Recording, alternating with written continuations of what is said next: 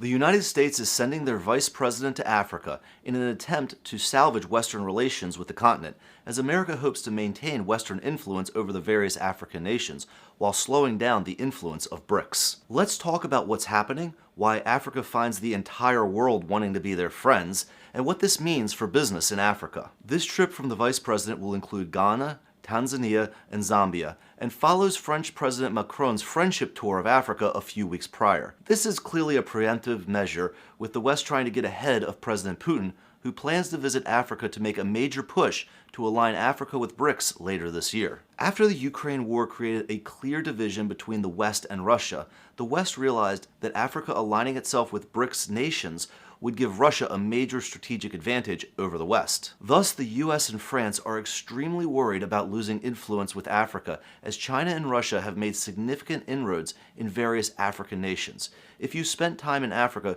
you have likely seen the massive infrastructure projects. The US is hoping to use a charm offensive to convince the African countries to expand their relations with the Western world and reject future infrastructure and business deals from Russia and China. Each side is coming to the African nations with proposals. At this point, we can only speculate, as many of the negotiations are ongoing and all sides are tight-lipped. Nevertheless, let's talk about what offers are likely going to be on the table from the West and from BRICS, and which side is more favorable to business in Africa. The BRICS nations, specifically Russia and China, are likely offering the various African leaders more energy infrastructure, transportation infrastructure, free grain, and help in developing African manufacturing, among other things. In exchange, the BRICS nations are likely looking to continue to establish a business foothold in Africa, receive a revenue stream from the various infrastructure projects through tolls and surcharges, allow BRICS access to the raw resources of the African continent, and of course, the ultimate goal of BRICS may be to cut off Western influence from Africa. The West will likely be a little less transparent. The West will offer foreign aid with strings attached, developmental loans from the World Bank, more American visa lotteries for the African citizens, and implied military protection for the leaders who play nice with Europe and America.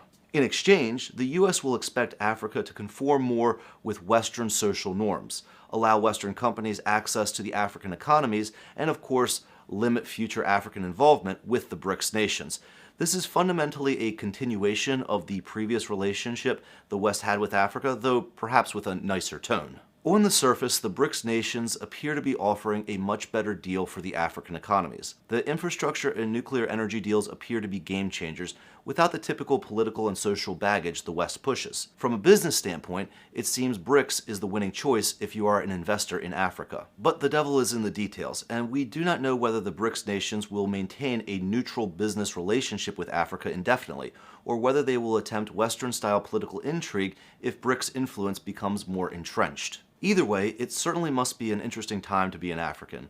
After centuries of being treated like second-class countries, they now find major powers of the world attempting to win their favor, putting the Africans in a much stronger negotiating position than they enjoyed in the past. I believe this competition for African friendship could lead to better trade deals and more respect for African autonomy. But what do you guys think? Have the trips from the leaders in America and France improved your opinion of Western involvement in Africa, or should the African nations align more with BRICS? Or do you feel Africa should limit foreign involvement in their economies and develop independently of both the West and BRICS? Let me know in the comments below. I'm very interested in your opinions on this. And as always, if this video provided you with value, give me a like and a follow. That really helps out my channel, and I will see you on the next video.